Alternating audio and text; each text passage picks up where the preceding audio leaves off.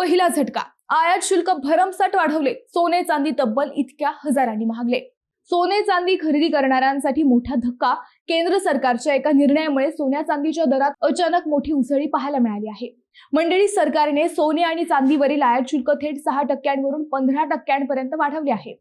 त्यामुळे 99.9% शुद्ध सोन्याचा दर तब्बल 8,550 रुपयांनी वाढून प्रति 10 ग्राम 1,65,350 रुपयांवर पोहोचलाय। तर चांदीच्या दरातही मोठी झेप घेत प्रति किलो तब्बल 20,500 रुपयांची वाढ झाली आहे। त्यामुळे चांदीचा भाव जवळपास 3 लाख रुपयांच्या उंबरठ्यावर पोहोचलाय।